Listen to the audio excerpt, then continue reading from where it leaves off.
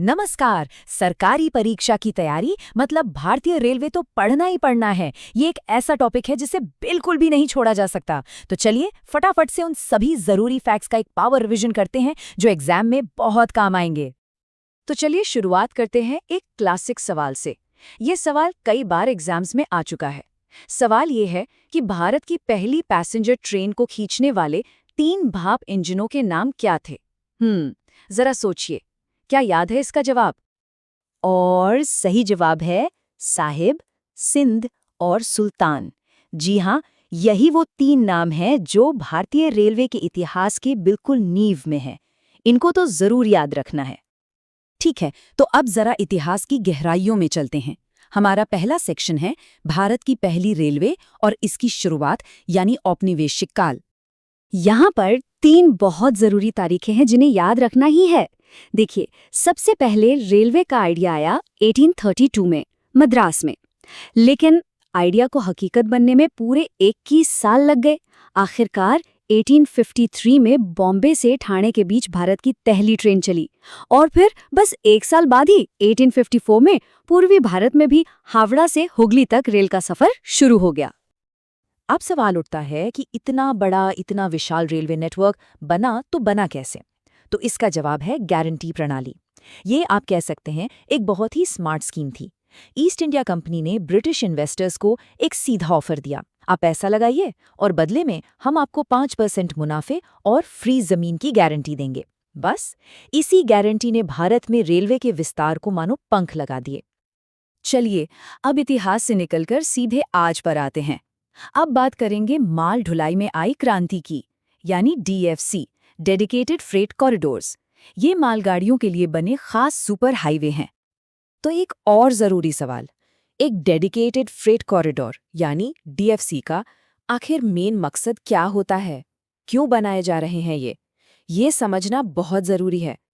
इसका मकसद बहुत सीधा सा है, मालगाड़ियों और पैसेंजर ट्रेनों के लिए अलग अलग ट्रैक बना देना। बस इसको ऐसे समझिए जैसे हाईवे पर कारों और ट्रकों के लिए अलग अलग लेन होती हैं। इससे क्या होता है, दोनों की स्पीड और एफिशिएंसी कई गुना बढ़ जाती है। और ये जो बदलाव है वो यहाँ एकदम साफ दिखता है। देखिए, पुराने यानी पारंपरिक ट्रैक पर मालगाड़ी की औसत स्पीड थी करीब 25 किलोमीटर प्रति घंटा, मतलब कछुए की चाल। वहीं DFC पर यह स्पीड सीधी 100 किलोमीटर प्रति घंटे तक पहुंच जाती है। 4 गुना का फर्क। और सिर्फ स्पीड ही नहीं, वजन उठाने की क्षमता भी बढ़ी है।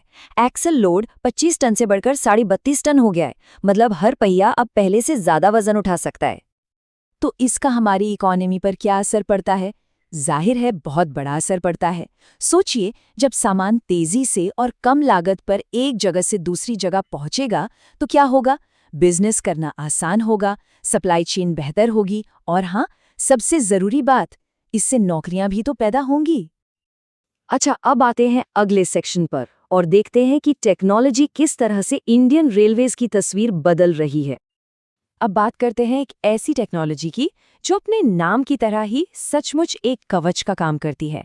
ये भारत का अपना स्वदेशी ऑटोमेटिक ट्रेन प्रोटेक्शन सिस्टम है और इसका एक ही मकसद है, ट्रेनों की टक्कर को रोकना, जीरो कोलिजन। और ये कोई ऐसी वैसी टेक्नोलॉजी नहीं है, इसे मिला है SIL 4 सर्टिफिकेशन, यानी सेफ्टी इंटीग्रिटी लेवल 4।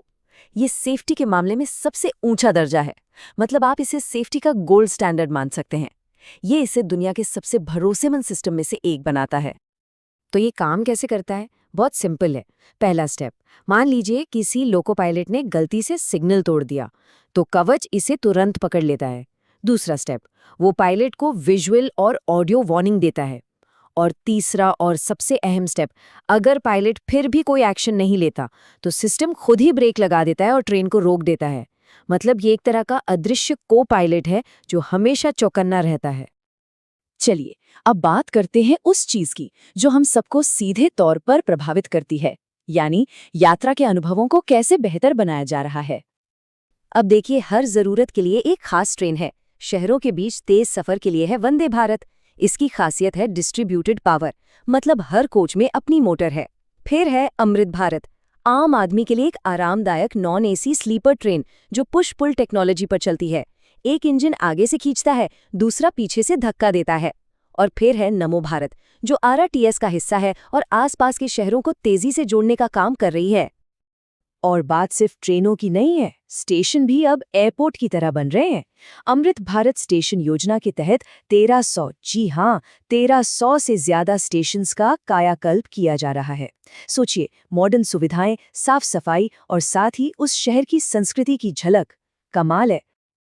चलिए, अब समय है एक रैपिड फायर राउंड का, जहां हम कुछ ऐसे फैक्ट्स पर नजर डालेंगे जो एग्जाम में सीधे सीधे पूछ लिए जाते हैं। देखते हैं तैयारी कितनी पक्की है। तैयार हैं? पहला सवाल, बहुत ही सीधा और जरूरी। भारत के वर्तमान रेल मंत्री कौन हैं? और सही जवाब है श्री अश्विनी वैष्णव। ये नाम जरूर याद रखना है। अगला सवाल, एक और क्लासिक जीके क्वेश्चन। भारत में सबसे लंबा सफर तय करने वाली ट्रेन कौन सी है? इसका जवाब है विवेक एक्सप्रेस। ये ट्रेन देश के एक कोने, असम के डिब्रूगढ़ से चलकर एकदम दूसरे कोने, कन्याकुमारी तक जाती है। और आखिर में आरपीएफ की ये 2 ऑपरेशन भी बहुत जरूरी हैं। पहला है ऑपरेशन नार्कोस, जो नशीले पदार्थों के खिलाफ है, और दूसरा है ऑपरेशन अमानत, जिसके तहत यात्रियों का छूटा हुआ सामान उन तक वापस पहुंचाया जाता है। तो हमने देखा कि कैसे भारतीय रेलवे इतिहास से निकलकर भविष्य की तरफ तेजी से दौड़ रहा है, चाहे वो माल ढुलाई हो या यात्री सेवाएं। लेकिन एक बड़ा सवाल अब भी है कि अगला पड़ाव क्या है, बुलेट ट्रेन या फिर हाइड्रोजन ट्रेनें? भविष्य में क्या कुछ देखने को मिलेगा? सोचने वाली बात है।